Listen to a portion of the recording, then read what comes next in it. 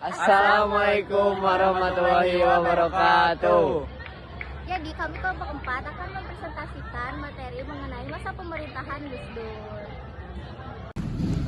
Abdurrahman Wahid dilahirkan dengan nama Abdurrahman Ad-Dakhil, lahir pada 7 September 1940 dan wafat pada 30 Desember 2009. Beliau wafat pada umur ke-68. Lalu beliau lebih dikenal dengan nama Bapak Gus Dur, seorang politikus Indonesia sekaligus pemimpin agama Islam yang menjabat sebagai Presiden Indonesia keempat sejak tahun 1999 hingga 2001.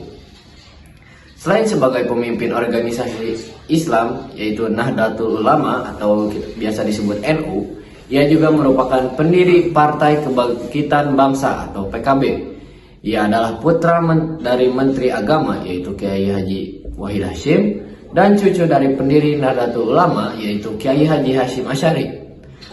Lalu masa pemerintahan Gus Dur sebagai Presiden Republik Indonesia berakhir dalam waktu kurun 2 tahun setelah dilengsarkan pada 23 Juli 2001 oleh Majelis Permusyawaratan Perwakilan Rakyat atau MPR. Lalu sebelum dilengsarkan, Gus Dur terkenal dengan pemerintahannya yang kontroversial, yang tercermin pada kebijakan-kebijakannya. Lalu lantas apa kebijakan Abdurrahman Wahid pada masa reformasi?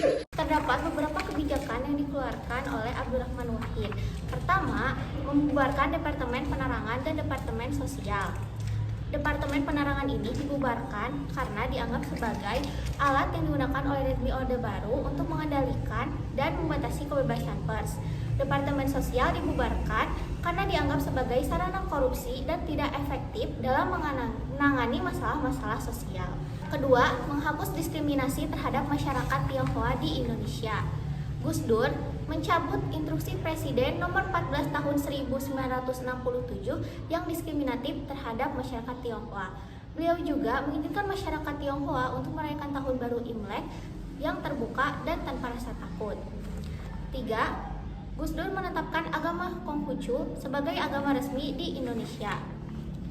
Gus Dur memberikan hak yang sama bagi penganut agama Konghucu untuk menjalankan ibadah dan kegiatan keagamaan mereka.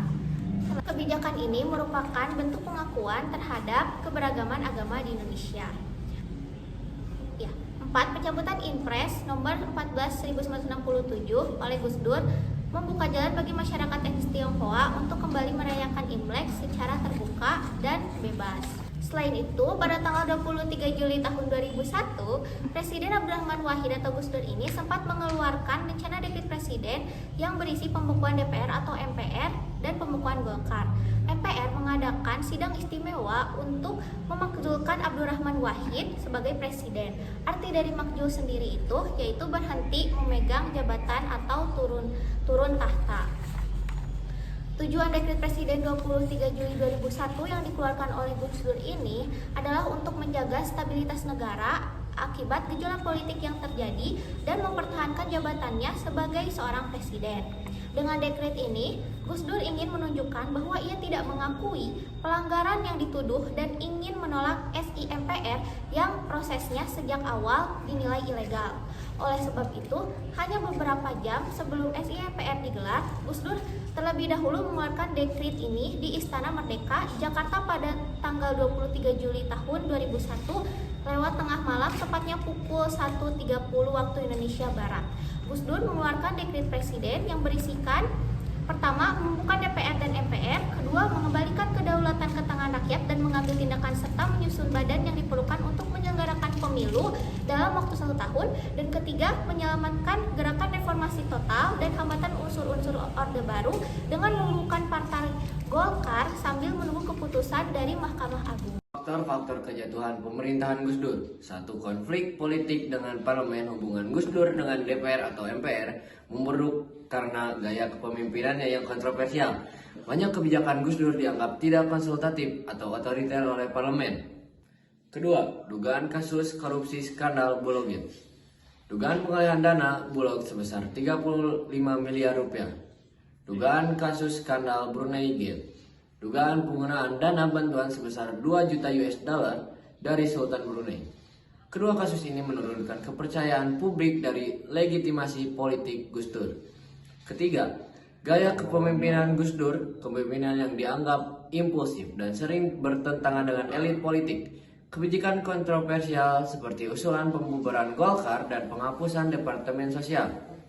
Terakhir, tekanan dari koalisi dan partai-partai dalam koalisi pendukung Gus Dur seperti PDIP dan Golkar mulai menarik dukungan. Muncul oposisi kuat di parlemen yang dipimpin oleh Megawati Soekarno Putri. Lanjut kepada bagian kronologi kejatuhan Gus Dur. Pertama, diawali pada bulan Februari 2001, DPR membentuk panitia khusus atau disebut Pansus untuk menyelidiki dugaan korupsi Bulogate dan Brunei Gate. Rekomendasi ini dikeluarkan untuk meminta Gus Dur bertanggung jawab. Lalu, pada bulan Mei 2001, DPR mengeluarkan memorandum kedua yang berisi peringatan keras terhadap Gus Dur. Gus Dur tetap menolak tuduhan dan menegaskan dirinya tidak bersalah.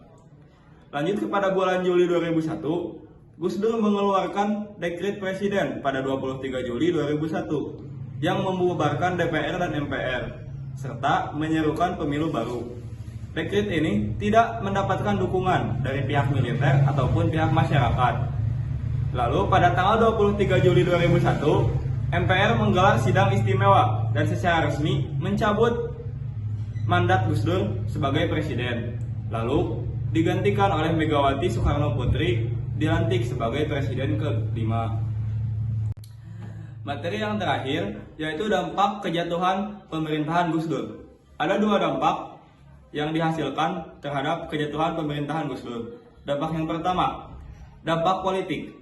Menguatnya peran parlemen dalam sistem politik Indonesia. Megawati melanjutkan pemerintahan dengan gaya yang stabil.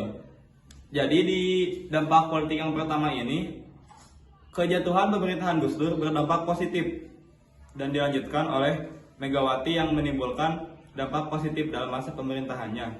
Lalu lanjut ke yang kedua yaitu dampak ekonomi. Kepercayaan investor sempat menurun akibat krisis politik. Namun, pemulihan ekonomi berlangsung perlahan setelah transisi kekuasaan. Halo guys, terima kasih. Kita sudah di ujung video. Kesini guys. Terima kasih sudah menonton kita. Bye bye.